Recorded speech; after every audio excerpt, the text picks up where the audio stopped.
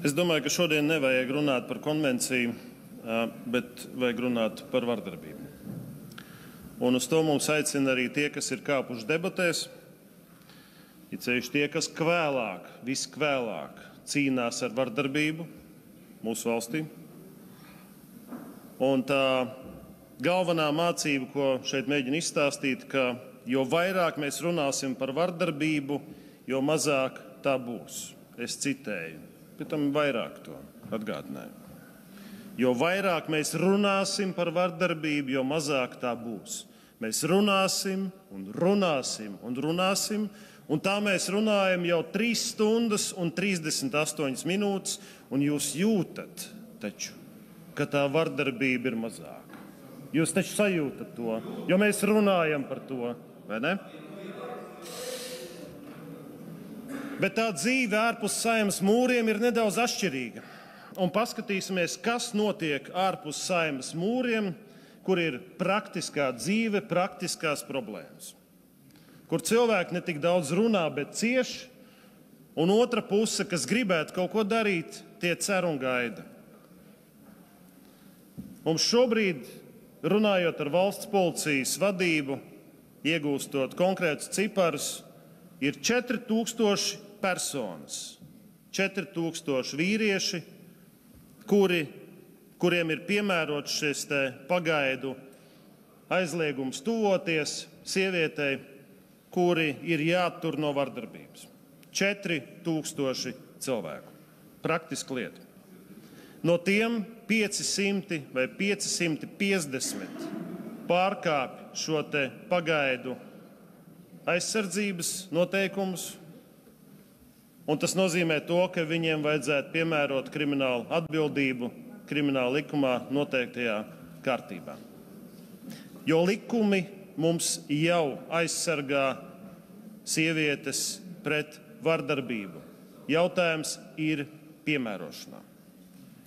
Un ir konkrēta lieta, kas var palīdzēt valsts policijai atturēt šos 4000 varmākas vīriešus no vardarbības pret šīm sievietēm, kas tur ārā aiz Saeimas mūriem tagad vienkārši cieš un cer.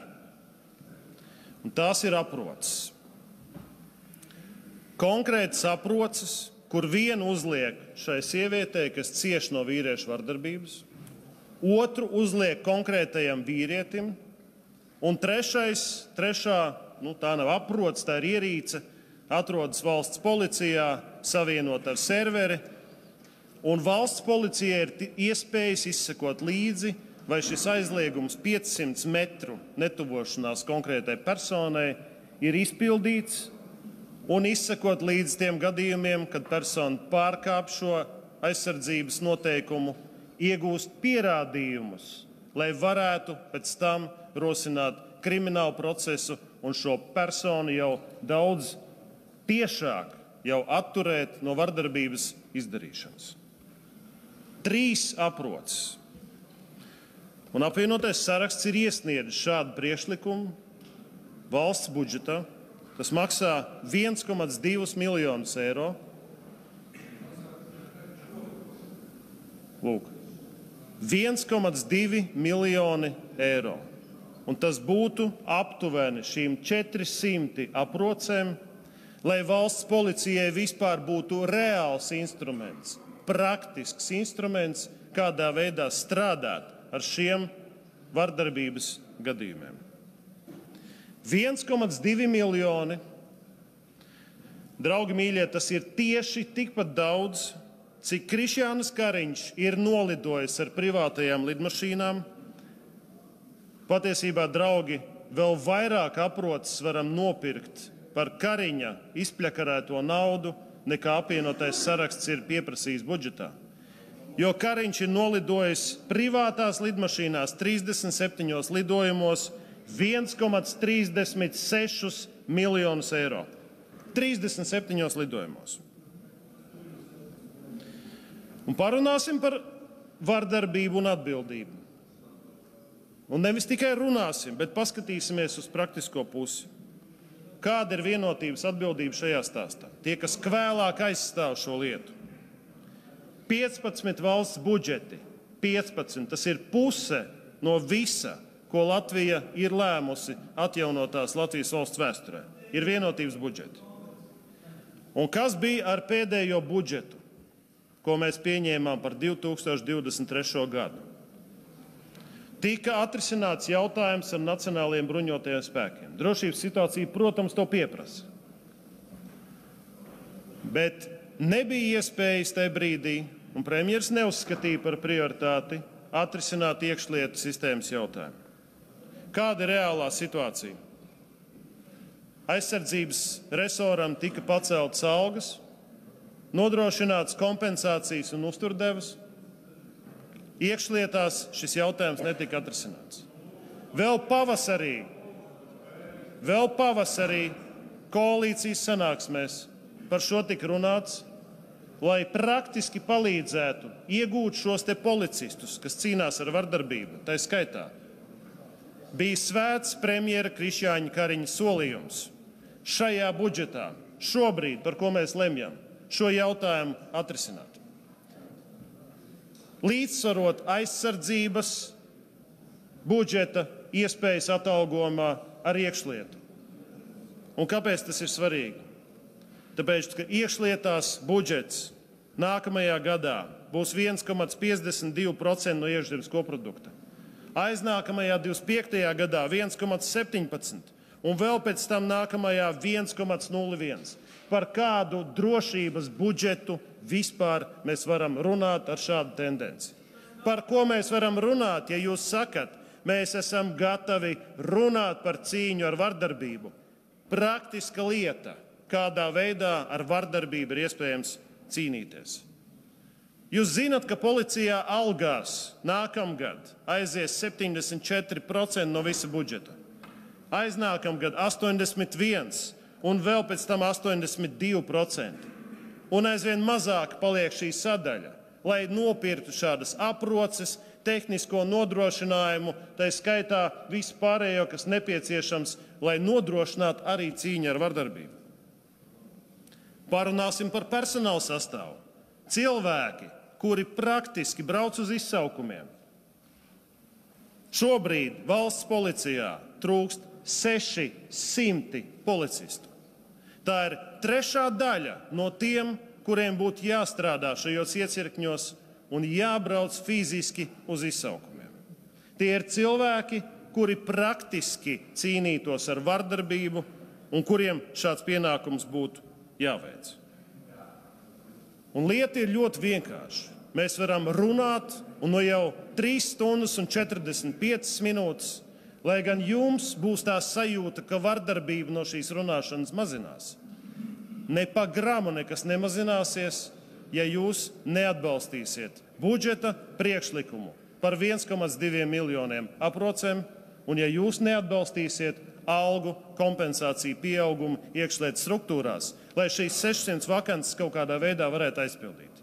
Tā būs vienkārši tukša muldēšana, kas šobrīd notiek Stambulas konvencijas kontekstā un nekāda sakara ar cīņu ar vardarbību.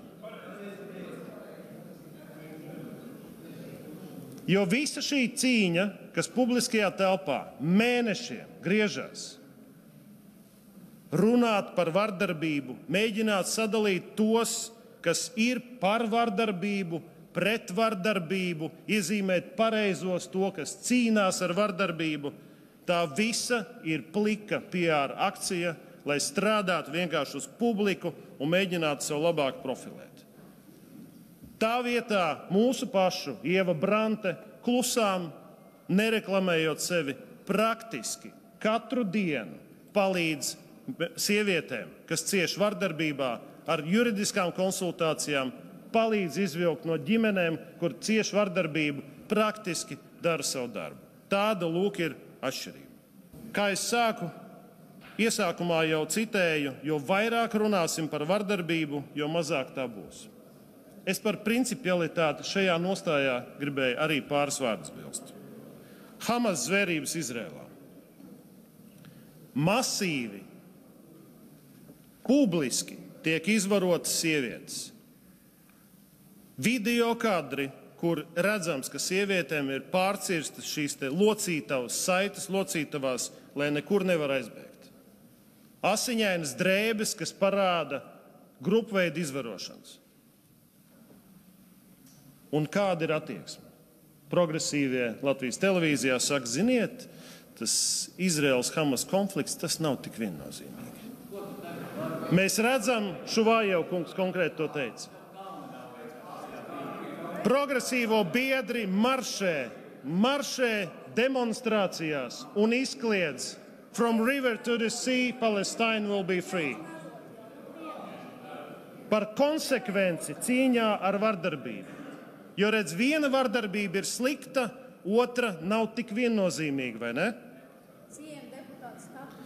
Tāpēc es gribu redzēt, ja jūs gribat pierādīt savu nostāju, es gribu redzēt nākamajā otrdienā, cik daudz progresīvo biedri 12:02 atnāks uz Izraels vēstniecības demonstrēto filmu, ko rāda visos valstu parlamentos. Par tām zvērībām, ko Hamas izvaro, nogalina, sievietes veica Izraēlā. Otrdien 12:02. Un cienījamie kolēģi, izskatās, ka dāvinātā Džordža Orvela grāmata, šis romāns, viņa nav lasījusi ne tikai premjera Siliņa, bet arī progresīvie un ZZS. Runāt tik ilgi par Stambulas konvenciju, lai vardarbības upuri un tie, kas grib cīnīties ar vardarbību, lai noticētu, ka šeit zālē par viņiem kāds cīnās un kāds palīdz. Tieši tāpat kā Varmāks iegalvo, ka šīs sievietes, viņas pašas taču vainīgas savā vardarbībā. Vienkārši iestāstīt. Ja jūs gribat pierādīt pretējo, jums ir jāatbalsta ar saviem balsojumiem budžeta priekšlikumi, nevis par tukšu muldēšanu, bet konkrētiem darbiem vardarbības novēršanā. Jo citādi šī liekulība un dubultmorāle ir tieši tāda pati, kur jau vienotībai asinīs tas ir. Portretēt gadiem Krišjānu Kariņu kā cilvēku, kas cīnās ar klimata problēmām, brauc ar velosipēdu uz darbu, bet patiesībā notriec 1,36 miljonus ekskluzīvos privāto lidmašīnu lidojumos. Tik vienkārši tas ir. Un tieši tik daudz, 1,36 miljoni, ir vajadzīgi šīm aprocēm. Un ja jūs nenobalsosiet par aprocēm un iekšlietu sistēmas stiprināšanu, tad visa jūsu masīvā runāšana, tukšu muldēšana bez jebkādas jēgas. Uzskatāms piemērs liekulībai un dubultmorālē. Savukārt ZZS, mēs ļoti labi zinām, nekādu principu nav. Tā ir cena par būšanu valdībā, ja jūs pārdevāt iespēju kādam kļūt par prezidentu un ieguvāt vietu, izrādās ar papildus nosacījumiem, jābalso par Stambulas konvenciju, partnerattiecībām, bet tāda ir šodienas realitāte. Paldies! Paldies!